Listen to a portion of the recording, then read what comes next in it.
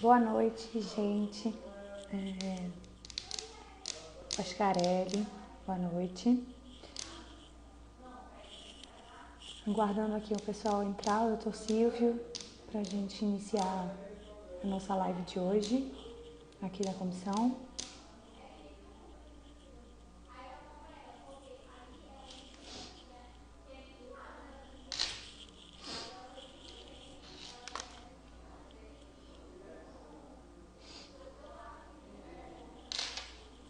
Doutor Silvio, boa noite.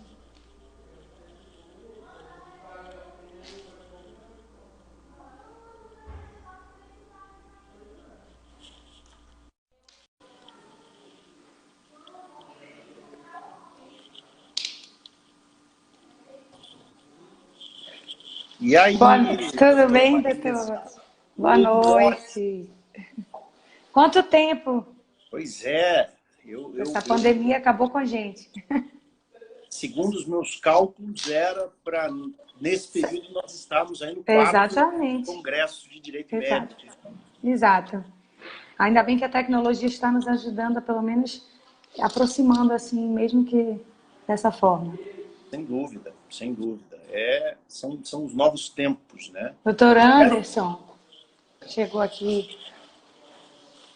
Diga, doutor Maravilha. Silvia. Não, eu espero que no futuro, né, passada essa pandemia, a gente tenha uma mescla, né? Que Sim, eu espero também. né? Eu acho que os encontros virtuais são muito bacanas, né? Muito úteis, mas a gente não pode menosprezar também a atividade desses eventos presenciais.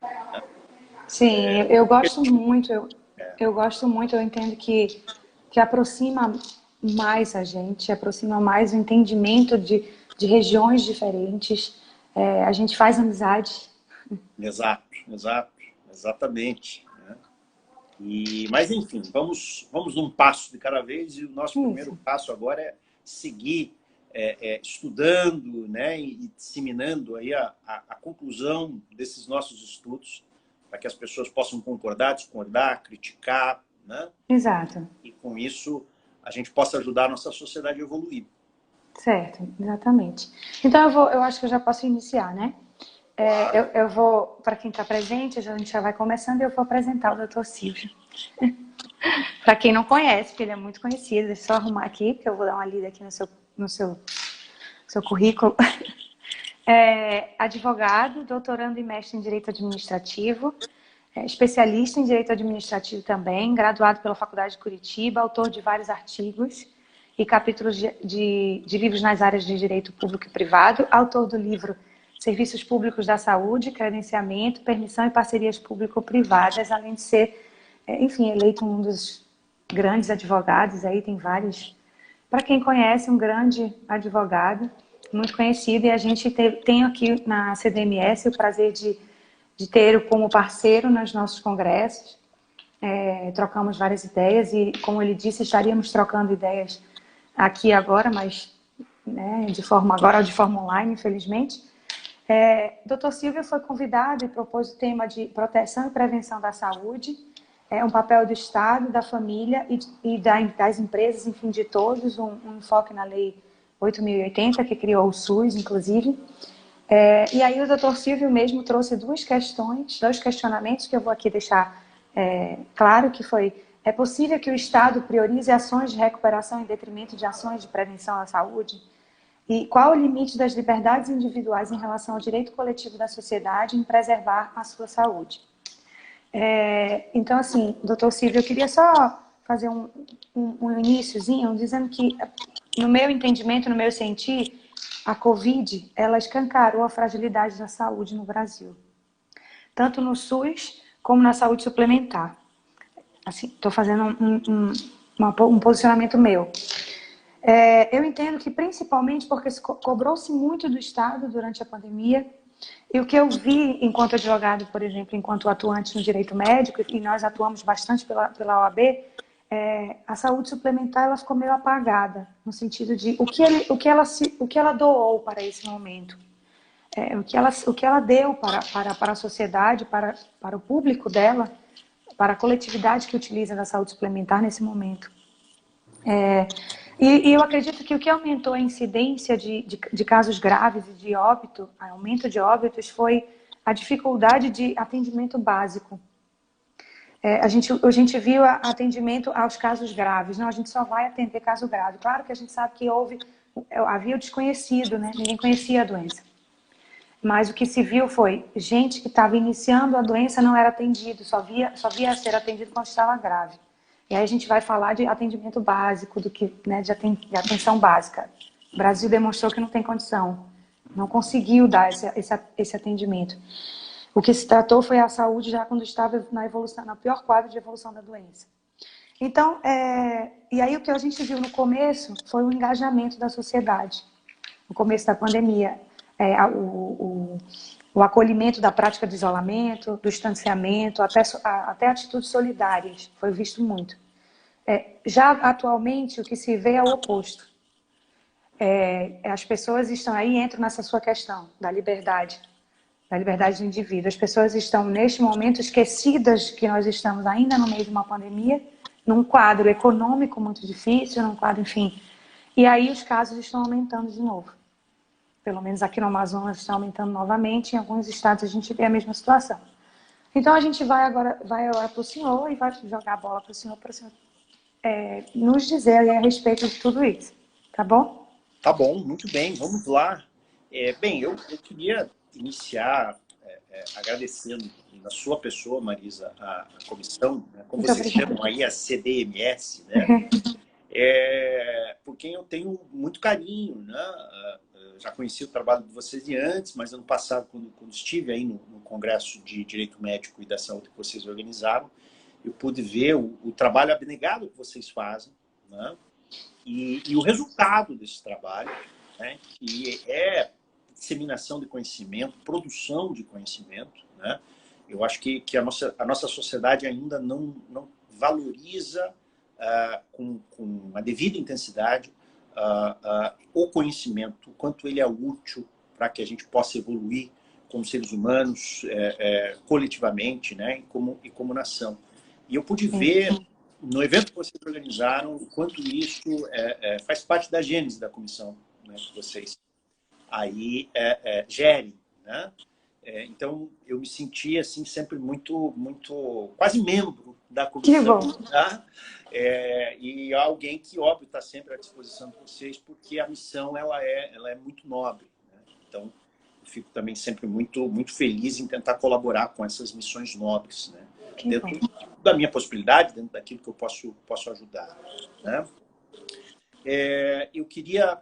Esse tema foi muito interessante. A gente escolheu esse tema já tem um tempo, né? Mais ou menos há uns 2 meses. A gente já vivia várias das dores da pandemia, né? Momentos antes, tinha acabado de terminar uma série de lives que eu fiz com vários advogados do mundo afora, para tratar um pouco, né? E entender um pouco, a partir de culturas diferentes, né? De organizações sociais diferentes, como é que o mundo estava lidando com a pandemia. E pude aprender muito com isso, né? Enfim, eu acho que o Brasil, você bem colocou, sobre os vários aspectos, está devendo muito em relação ao combate à pandemia. Tá? Sim. E, assim, a minha percepção é que o fator mais relevante em relação a isso deriva de uma desinformação, né? Um conflito entre representantes do povo, né? Em nível municipal, estadual e federal, que deixa o cidadão muito desorientado, né? Nós sabemos que o cidadão brasileiro é assim, naturalmente desorientado, né? Em relação do alto índice de analfabetismo, do alto índice de analfabetismo funcional, né? Da baixa condição de conhecimento dos direitos e deveres do cidadão, né? Tudo isso faz com que o cidadão ele não saiba muito bem para onde ir em situações como essa. E quando ele precisa, né, de uma base, de um porto seguro para entender qual caminho tem que seguir, ele se viu completamente desorientado, recebendo informações contraditórias, e isso, na minha percepção, agravou muito, né, os números nefastos, né, que a pandemia produziu aqui no país. E eram informações, desculpa lhe interromper, mas eram informações simples que eram precisas ser repassadas. Isso... verdade. É verdade. E ainda que não fosse, é papel do Estado simplificar. Né? Também. Mas você tem toda a razão, informações muito, muito simples, muito básicas. Assim. A saúde, eu acho que, Marisa, você foi muito feliz quando você falou na questão da atenção básica, né? Porque a atenção básica, eu não estou ainda falando em prevenção, embora a atenção básica também envolva a prevenção, mas a atenção básica, ela tem esse nome porque ela é realmente simples. Exato, era realmente básica. É isso. Vamos lembrar que uma das grandes políticas públicas adotadas no Brasil nos últimos tempos, pela Zilda Arnes, por exemplo, que conseguiu acabar com os altos níveis de mortalidade infantil. Exato. Envolvia ferver água. Coisas simples. Né? Que você modifica no ambiente familiar. Exatamente. Então, realmente o país ele é muito carente disso, né? Dessas informações simples, desse conhecimento. A gente estava falando de conhecimento, né? O conhecimento salva vidas. Né? E dentro dessa dinâmica, o tema que eu propus, ele tem a ver com esse embaralhamento de informações produzidas aí no âmbito governamental, se era possível, aquilo que eu coloquei na pergunta, né, entre você, né, como Estado, né, como representante da nação, ter duas opções para atender o direito à saúde. Né? A primeira é deixar a pessoa doente e fazer com que ela se recupere, como você falou, eventualmente nos estágios iniciais da doença, né? Mas colocar na conta que ela vai primeiro ficar doente, né? E isso passa a ser uma espécie de política de saúde. Então, nós vamos deixar as pessoas ficarem doentes, então, e a partir do momento que elas ficarem doentes, a gente vai fazer um diagnóstico rápido, por exemplo, e aí vamos começar a medicação. Essa é uma alternativa que nós sabemos que foi aventada. Né? E veja, sem um olhar jurídico, talvez não haja nada contra isso. Né? Já vou colocar, pelo menos, a minha percepção jurídica sobre o tema. Né? E a outra percepção é, olha, não, nós vamos fazer todos os esforços para que as pessoas não fiquem doentes. Né? E se ficarem, né? Aí a gente trata. Aí a gente avança para o tratamento. Porque é uma perspectiva... em ambas, teoricamente, eu estou atendendo o direito à saúde do cidadão. Sim. Tem a gente fala do desconhecimento, falamos até agora muito do desconhecimento, mas se tem algo conhecido na nossa sociedade é que a saúde é um direito de todos e um dever do Estado. Né? Isso é algo que ultrapassa o conteúdo da Constituição, precisamente o conteúdo do artigo 196 da Constituição. A minha tela está escurecendo rápido aqui, mas eu acho que eu vou ter que fazer esse movimento várias vezes. Não vai ter jeito. É algo que, como eu dizia, então, ele ultrapassa o conhecimento daqueles que lidam, né, com o direito, principalmente aqueles que lidam com o direito constitucional, o direito à saúde, e é praticamente um jargão na nossa sociedade. Né? A sociedade, de uma maneira geral, os cidadãos, em larga escala, sabem que tem um direito à saúde, que esse direito à saúde deve ser, faz parte da obrigação, deve ser cumprido, deve ser atendido pelo Estado. Né? Então, nessas duas hipóteses, entre cuidar, né, restaurar a saúde do cidadão e prevenir, se o direito à saúde, ou a forma como o Estado atende o direito à saúde, fosse limitada a esse jargão, ou a esse trecho da Constituição, a gente poderia dizer o seguinte: ambas as escolhas são legítimas. Tá? Eu posso esperar a pessoa ficar doente, né, porque eu não tenho, teoricamente, condições financeiras de prevenir a doença e vou focar, né, a política de saúde no atendimento precoce, né, para que eu possa curar as pessoas nos estágios iniciais da doença. Né? O que acontece, Marisa, é que assim, o próprio artigo 196 da Constituição, a gente ainda está falando na Constituição, ele tem uma continuidade que escapa desse jargão, que é precisamente a forma como a Constituição diz que o direito à saúde do cidadão precisa ser atendido. Né?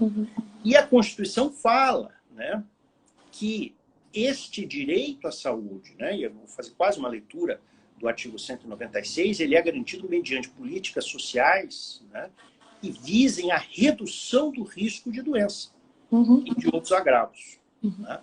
Então, a Constituição, ela dá, mais do que dar um caminho, tá? Ela diz o seguinte: como o Estado vai executar a sua missão de atender, de garantir o direito à saúde do cidadão. Né? É mediante uma política de redução de riscos. Né? Para mim, já fica claro no artigo 196 que uma política de redução de riscos significa que eu preciso diminuir as chances dessa pessoa ficar doente. Eu preciso, então, dar preferência à prevenção, tá? Do que dar preferência aos cuidados quase que imediatos, mas partindo da premissa de que a pessoa vai ficar doente. Né? Mas a Constituição diz mais. Né? Essa o grande interesse disso tudo. Né?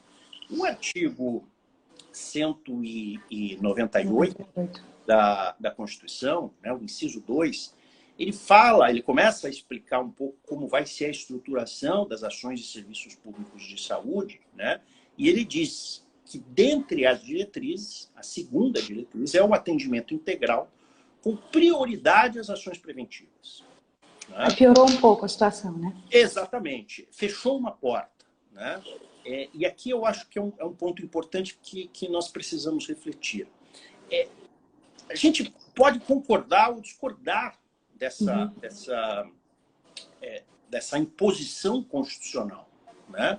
Talvez hoje, lá quando a Constituição foi gestionada nessa redação, né? Talvez ninguém imaginasse que a gente ia passar por uma pandemia como essa. Sim. Né? Talvez se alguém imaginasse o conteúdo constitucional fosse outro. Mas a verdade é que está ali a Constituição.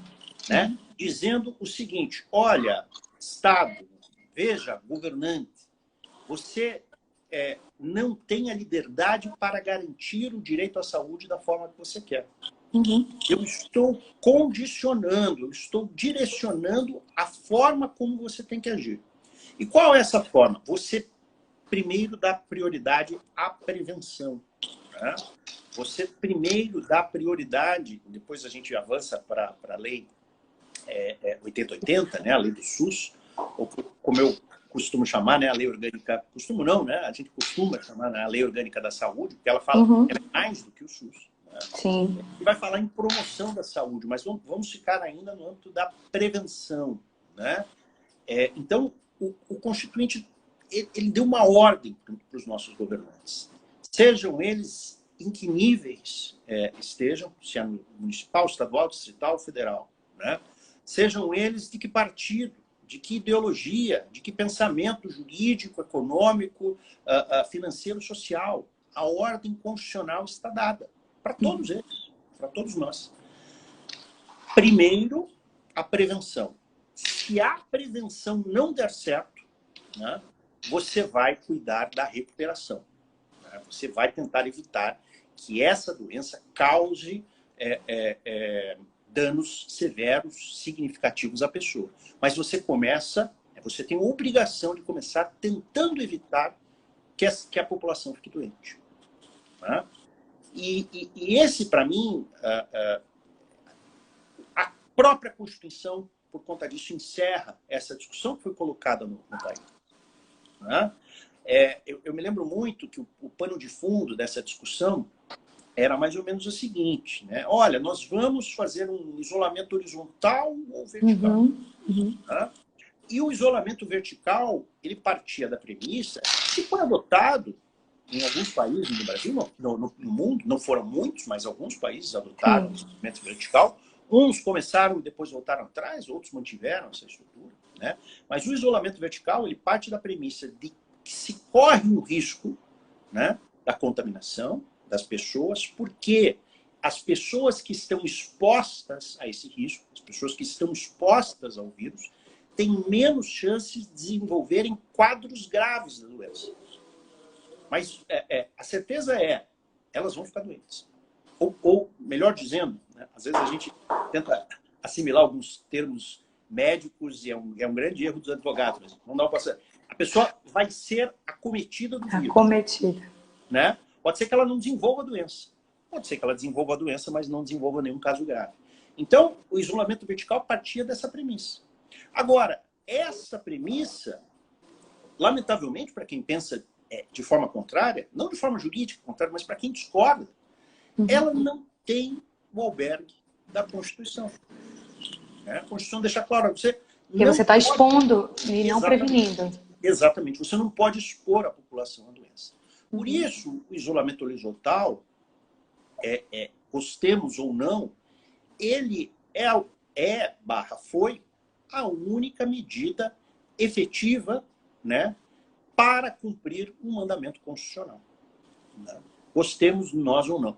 E assim, eu sei que tem alguns argumentos, embora eu não vi nenhum muito bem desenvolvido, né, de que o impacto econômico, né, de um isolamento horizontal compartilhado com o isolamento vertical era tão grande que justificaria a exposição.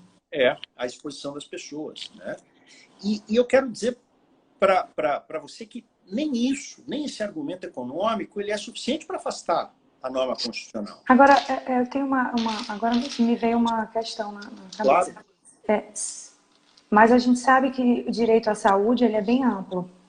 Só que as pessoas, quando você fala em direito à saúde, pensam na doença, na questão física. Mas existe toda uma questão que desemboca no direito à saúde. Então, se a gente fosse pensar dessa forma, a questão social e econômica, que era o que se dizia muito para justificar o vertical, se ficar em casa vai morrer de fome. Isso também é uma questão social que traria um risco à saúde também. Sem dúvida. Então, ficou complicado realmente. Ficou complicado. Agora, assim, a grande verdade é que no Brasil não se deram grandes passos no isolamento vertical. Houve um rechaçamento do isolamento vertical, acho que pela própria sociedade. Né? Óbvio, alguns governantes foram enfáticos em rechaçar o isolamento vertical, mas a sociedade não aderiu a essa ideia. Mas...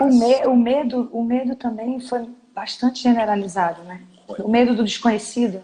Exato, né? Porque assim, entre digamos assim, radicais de ambos os lados, né? Os que minimizaram a doença, até os que maximizaram eventualmente seus efeitos, a gente tem um ponto em comum, que é desculpa a expressão, o chute. Né? Porque nós vemos os grandes cientistas da área médica pegos de surpresa rotineiramente com a Covid. Sim. Né? Porque é uma doença que nunca veio para a sociedade. Né? E eu acho que a gente tem que tomar um cuidado, Marisa. Eu nesse final de semana, estava assistindo um programa muito interessante, que chama Conexão New York Times, exibido pela Band News, e eles estavam explicando a tendência de nós termos novos quadros como esses. Por quê? A modificação na natureza que o ser humano começa a fazer, começa a colocar doenças, né, eles chamavam lá de patógenos, né, que ficavam isolados a uma certa classe de animais. Dos animais passando para os homens. Exatamente. Né? E ao que tudo indica, o coronavírus surgiu daí. Exato. Né? Eu não me recordo exatamente qual doença, eles dando um exemplo disso, que chegou na sociedade porque uma determinada parcela da vegetação do continente asiático ela foi toda desmatada, né? vocês aí no Amazonas Desmatamento. disso, as dores, né, disso tudo muito bem. Alguns morcegos que estavam acostumados a se alimentar de frutas, né, não tiveram mais esse alimento, migraram para perto de uma criação. Feira, né? Uma criação. Nesse caso, sim. E aí eles começaram, mudaram a sua dieta alimentar, começaram a se alimentar dos animais, e aí a população local começou a se alimentar daqueles animais que os morcegos já haviam se alimentado. E uma doença que era animal e que no morcego e nem no porco desenvolvia nenhum quadro grave, né? Nos seres humanos começou a desenvolver.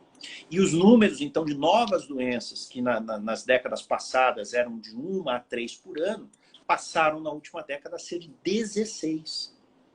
Né?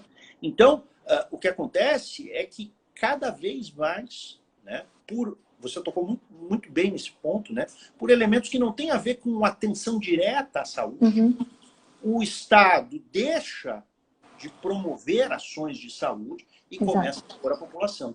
Então, quando a gente fala em promoção de saúde, está indo um pouco da prevenção, porque a expressão promoção ela está mais na lei orgânica, né, do que na Constituição. Né? A gente tem a ver, a gente está falando de algo que transcende evitar que as pessoas fiquem doentes. Né? A promoção da saúde ela tem como base aquela noção de saúde da OMS, que é um estado de bem-estar. É um estado pessoal, né, de viver num meio ambiente equilibrado, né, de ter acesso à cultura, educação, né, alimentação e assim por diante. Então, nós estamos muito longe. Eu diria que atender na integralidade a noção de promoção à saúde é quase uma utopia, né? Mas eu acho importante a gente lembrar a função da utopia. Talvez já tenha dito isso para vocês aí, mas falo para quem não estava no nosso encontro, que é aquela noção do Eduardo Galeano, que é aquele jornalista e filósofo uruguaio, né, que diz que a utopia nos faz caminhar. Sim. Né? Então, é por meio de um objetivo utópico. Você almeja um resultado, um fim, Exatamente. E você vai atrás dele, mesmo que ele seja utópico. E você começa a atingir certos resultados que você não atingiria. Antes achava que eram inatingíveis. Exatamente, exatamente. Então, eu acho que essa percepção é muito importante para que a gente possa fazer a nossa sociedade girar, né? A nossa sociedade evoluir. Eu acho que isso é muito importante. Então, voltando, né, para aquela nossa discussão, só para lembrar de um ponto. Olha, ainda que a gente tivesse um elemento econômico para dizer o seguinte, olha, o resultado econômico do isolamento vertical vai ter um impacto futuro, né, provável, né, em outros aspectos da sociedade. Ainda assim, eu não vejo espaço para que essa justificativa orientasse a não adoção de um isolamento horizontal. Né?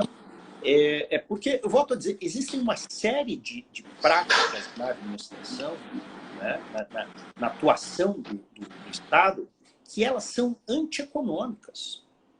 Mas a lei manda, existe algo que ultrapassa o cenário econômico, né, e os próprios desdobramentos econômicos que faz com que o Estado se obrigue a tomar esse risco de gastar mais. Um exemplo muito prático disso. Eu acho que a gente pode concordar que se o Estado fizesse compras diretas, ao invés de ter como premissa a licitação, por exemplo, sim. Ele poderia comprar mais barato. Com certeza. Ele seria mais rápido nessa contratação. Muito mais efetivo. Pronto. E eventualmente seria mais econômico. Sim. Mas a Constituição manda fazer a licitação. Mas aí eu estava pensando sobre o assunto e eu estava pensando que muitas coisas também, porque poderia ser intersetorial, deveria ser. Sim. Intersetorial, poderiam se utilizar de empresas, de organizações, de associações para tentar fazer com que isso fugisse dessa burocracia que existe e tentar facilitar, mas só que infelizmente não se planeja a saúde dessa forma. Não. A gente tem um grande problema com o planejamento, e aí vamos voltar. Eu falei que o jargão, né, melhor... É dever de... Tá, sim. é melhor prevenir do que remediar, mas a prevenção, ela é uma lógica que serve a todos os setores. Basicamente, você faz melhor e você faz mais barato. Né? Sim. No meu livro, Serviços Públicos de Saúde, que a gente, enfim, a gente divulga, né? E ficamos até aqui de fazer um sorteio. Fazer um sorteio. Ver como. Eu trago o exemplo da vacinação contra doenças pneumocócicas. Sim. Né? E a economia, assim, não só você diminui o número de mortes de forma assim abissal, né? Você preserva a vida em uma escala muito maior, trabalhando com a prevenção, né? Sim. Então você tem uma geração de economia muito significativa. Muito significativa. Eu tentei encontrar algum estudo, e eu acho difícil a gente encontrar, né? Tem um elemento utilizado na economia da saúde, né? Que fala de custo-efetividade. Uhum. Utilizado muito para medicamentos, mas também válido para políticas públicas, né? Porque tem algumas prevenções, a gente, imagine, né? A gente poderia ter um sistema de prevenção no Brasil que colocasse álcool gel a cada 5 metros para as pessoas tirarem, seria um preventivo, mas o custo-efetividade dessa prevenção não seria justificado. Mas eu nunca vi um custo-efetividade focado na lógica de direcionar as pessoas para ficarem doentes. Ah, sim. Não tem paradigma na história do Brasil, né, de qualquer caso, de qualquer fato que faça com que as pessoas ficando doentes e sendo recuperadas, este custo seja menor do que o custo da prevenção. Sem dúvida. Né? O que maior. Até porque a medicina, ela caminha para... a única, eu acho que é a única, que a tecnologia encarece. A tecnologia vem para melhorar muitas coisas e facilitar, claro, e fazer com que fique mais acessível. Mas na medicina, a tecnologia faz com que encareça. Então, cada vez está ficando mais cara a medicina. Sem dúvida. E aí, vamos voltar para esse ponto que você tocou, né? Que é a carência, a deficiência da nossa assistência básica. Né? Que tem a ver com medicina preventiva, com medicina da família, mas tem a ver com saneamento básico também. Tem muito a ver com educação, com informação, exato. com cultura. Exatamente. Então, assim, se você olhar um pouco da história, né? E assim, eu seria muito suspeito para falar, vocês sabem, eu advogo na área da saúde, advogo para empresas, para operadoras, para hospitais, né? Mas, assim, se você olhar a história da estruturação do sistema de saúde brasileiro, é uma história onde o Estado se vale do privado, né? Para prestar serviços públicos de saúde, porque ele não tem condição. Nunca teve, e até hoje não tem. Isso por si só não é um problema. Mas é que, durante muito tempo, o Estado delegou ao privado as políticas públicas de saúde. Né? E ao privado, né, é mais interessante trabalhar com uma medicina de recuperação. Sem dúvida. É mais rentável. Ela é mais rentável.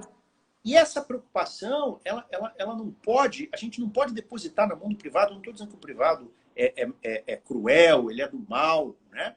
Mas não está na sua esfera de responsabilidade, de poder, né? Fazer uma gestão da saúde. A chegada do SUS, com a Constituição, tenta virar esse jogo, né? Mas até hoje o SUS não conseguiu criar uma política de incentivos, né, para que a gente tenha foco, tá? Para que a gente tenha efetivamente uma preferência para a prevenção e para a saúde básica. E essa é a forma... Olha, Marisa, a gente pode fazer o que for no Brasil, né? Nós nunca teremos um orçamento suficiente para dar conta da nossa saúde. A única forma é diminuir a demanda. Diminuir a demanda. Como é que você diminui a demanda? Fazendo atenção básica, prevenção. A ideia não é... Ninguém, né, nunca, por favor, não me entendam mal, não é excluir as pessoas do SUS, ou excluir procedimentos, ou excluir cobertura, nada disso. Não, é fazer com que ele seja efetivo. Exato. Que ele se antecipe a doença. Né? Exato. E veja... Quando a gente na lei é muito bonito. Ela coloca a prevenção, as políticas públicas, a forma... E o que funcionou, funcionou bem, que foi a questão da vacinação, a questão da AIDS, não é? A questão do transplante. São muitos projetos e políticas que funcionam muito bem no SUS. Sem dúvida, sem Então, dúvida. são assim, como é que chama a menina dos olhos do SUS. É isso mesmo. E é algo que às vezes é muito silencioso, né? As pessoas não veem. A população às vezes se atrai muito por alguns efeitos midiáticos, né? E acham bonito a construção de um hospital, a aquisição de um equipamento altamente tecnológico, né?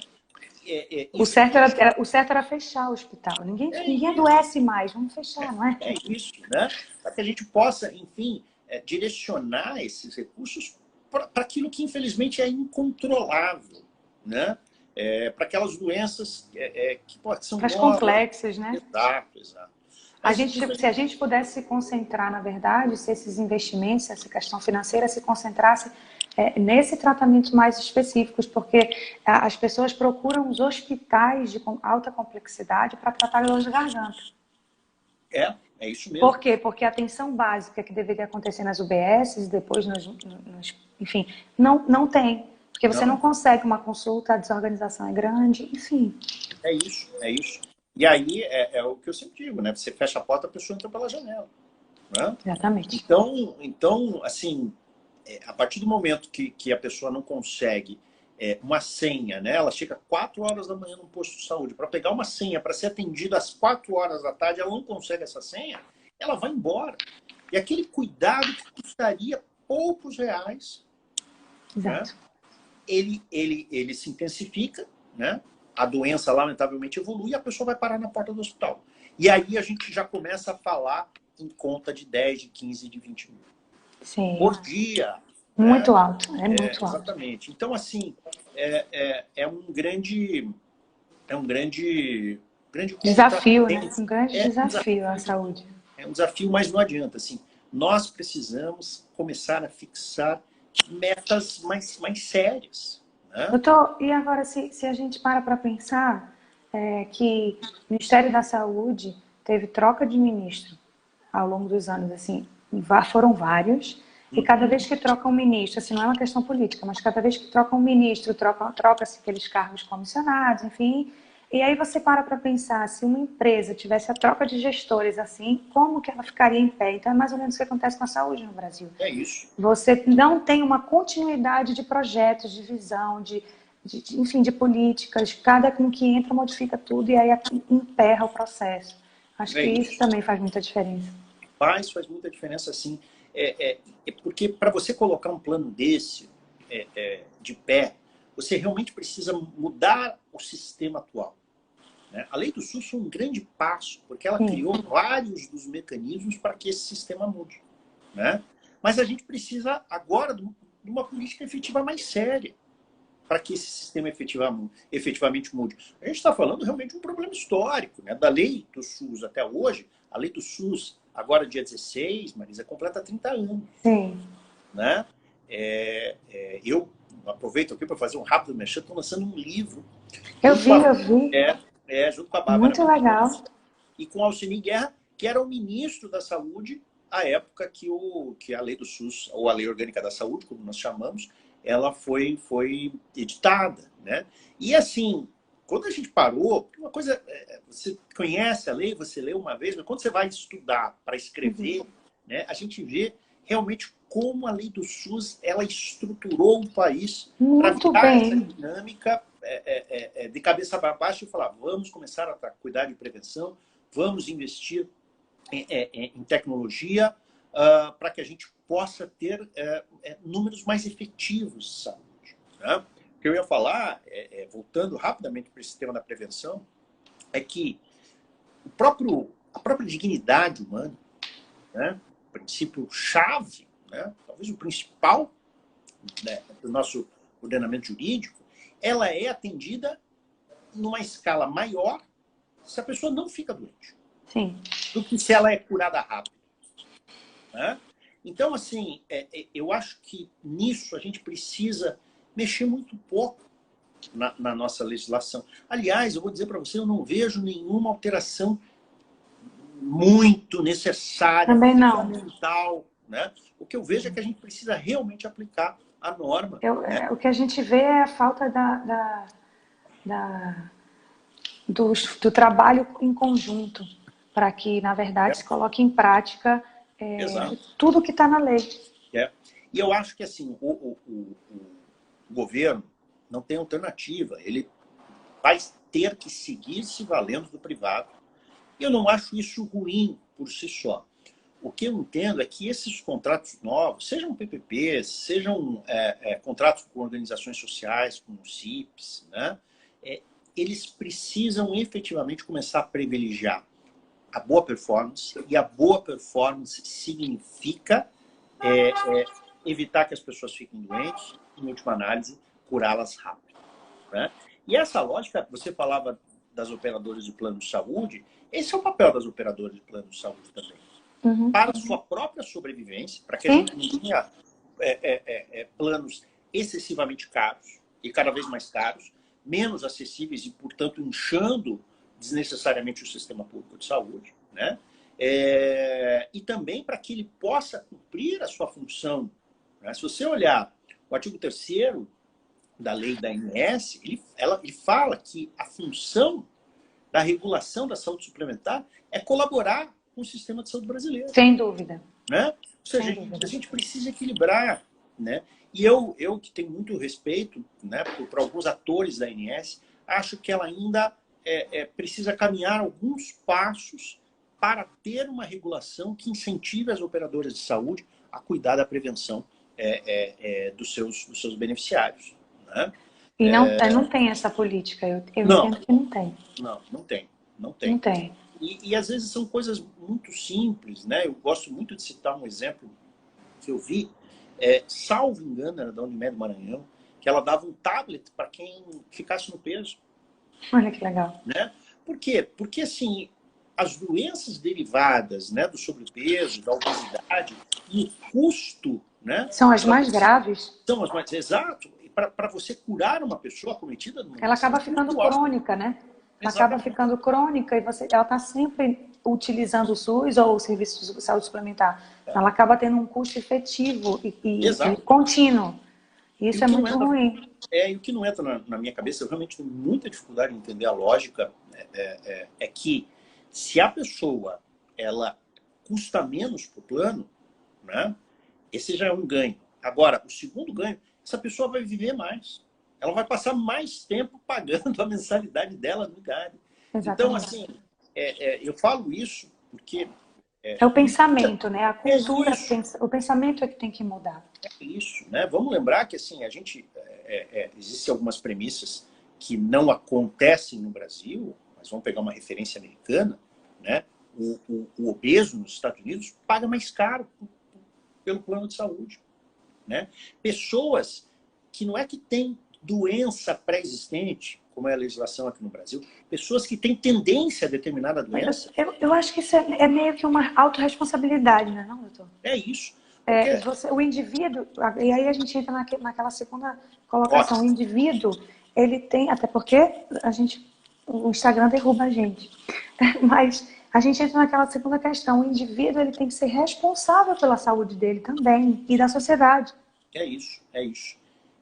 Eu acho que esse ponto é fundamental. Vamos entrar nesse segundo tempo. Quero só dar um oi especial para o meu amigo Martim Palma aqui, que é procurador do CRM lá do Paraná e, assim, uma grande pessoa, um grande advogado. Um cara especial para vocês conversarem também. Legal.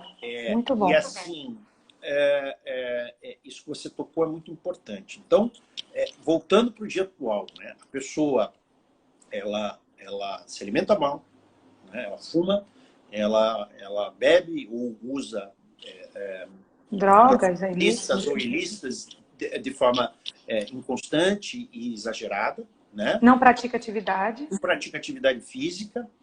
E aí... E é o dever do Estado cuidar. Exatamente. E tudo, eu acho assim, não tem muito o que fazer em relação a isso. Eu acho que essa é a esfera de liberdade. Né? Embora... Autonomia, mas aí não entra a questão da informação, do engajamento. Eu acho que a prevenção, se você olhar os artigos das ciências biológicas, né, principalmente medicina, enfermagem, né, eles falam que prevenção tem muito a ver com conscientização.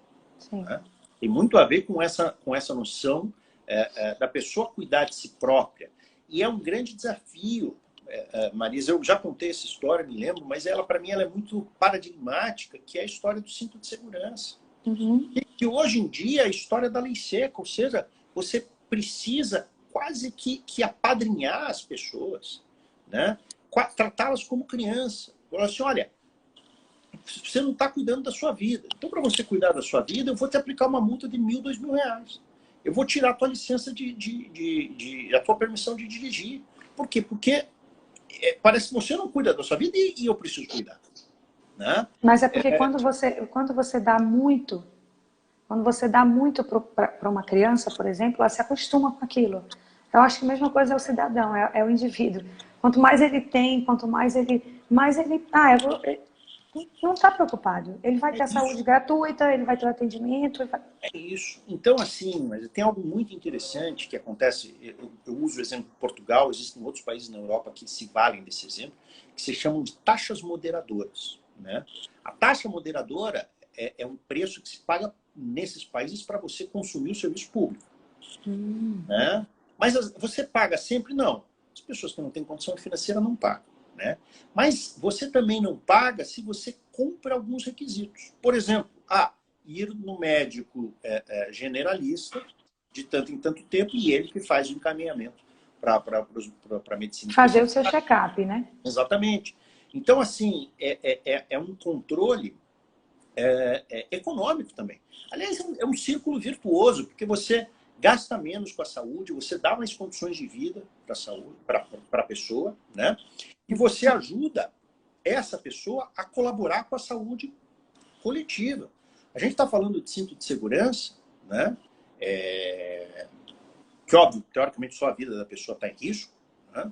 Mas a utilização de bebida alcoólica, né? Pode matar outros. Sim. A campanha de cinto de segurança começou no Brasil, na década de 90, pelo alto custo com a saúde pública, pelo número de acidentes. E o nosso exemplo de hoje é a máscara, é o álcool gel, é o distanciamento. Tal como a bebida alcoólica ao volante, ele pode fazer com que você contamine outras pessoas. Sim. Né? E assim, eu me assusto demais com as imagens que eu vejo. Né? Mundo afora, mas, enfim, né? Especialmente o que a gente vê aqui no Brasil, com um grande desdém, né?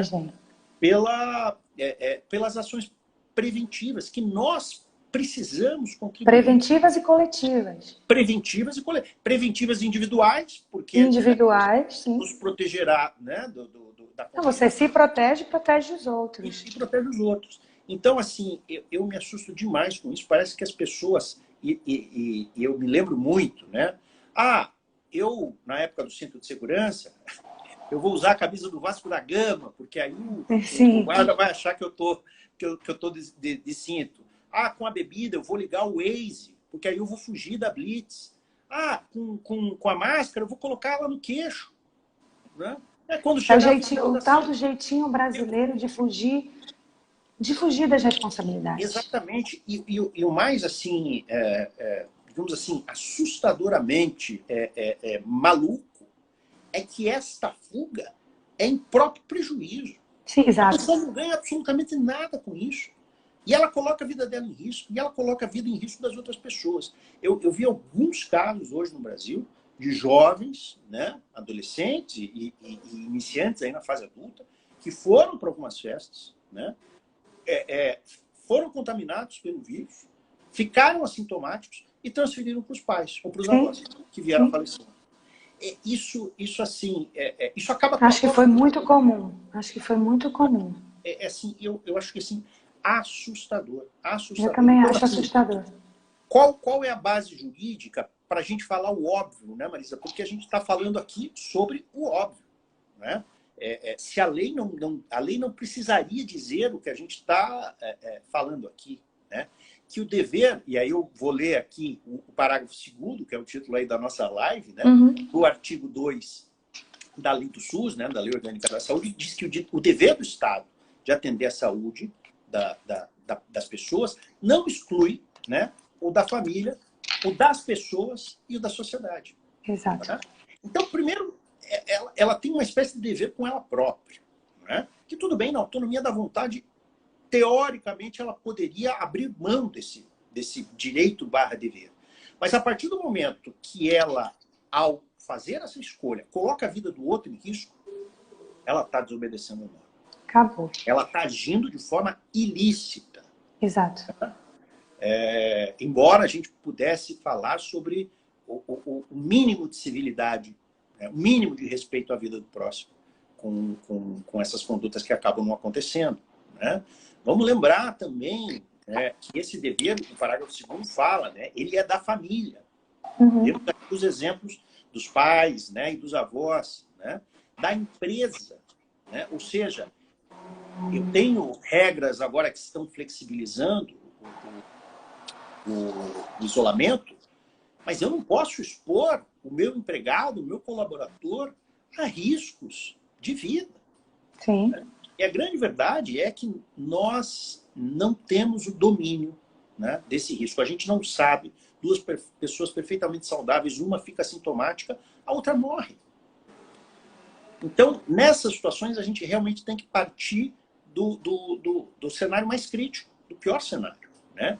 E aí, o parágrafo 2º também fala do dever da sociedade, ou seja, nós precisamos nos organizar como sociedade civil, né? Nos auto-organizar, para tentar fazer com que esse direito à saúde seja garantido, seja protegido. Então é isso, não adianta nada o Estado criar regras muito rígidas, né? E as pessoas darem exemplos horríveis, né? Darem maus exemplos. Maus né? exemplos.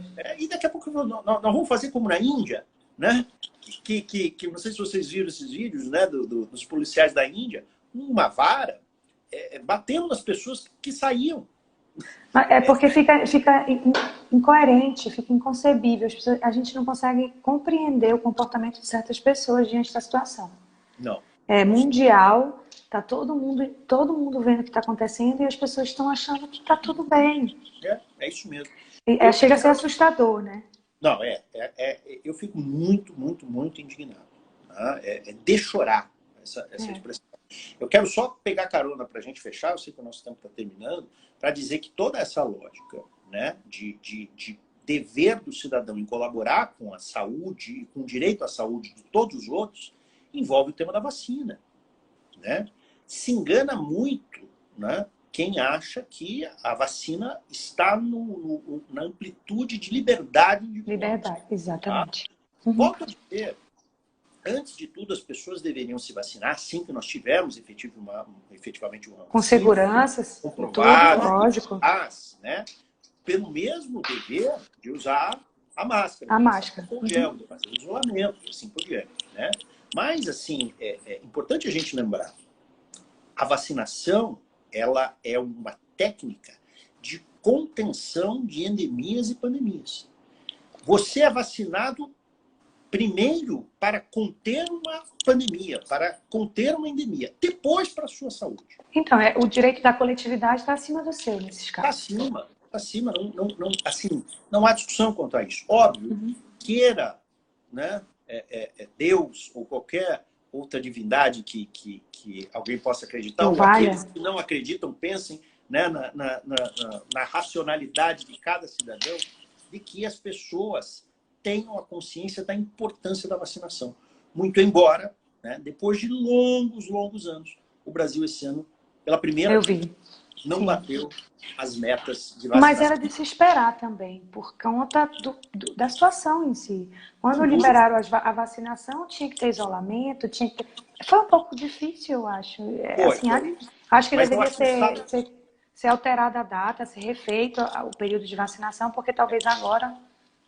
O Estado falhou nisso. Eu acho Exatamente. Que situações como essa, assim... A tal da atenção básica, não poderia ter agentes indo na casa das pessoas, vacinar seria mais eficaz. Claro, tal da organização. Claro que sim. E quando você pensa na figura do agente comunitário, né?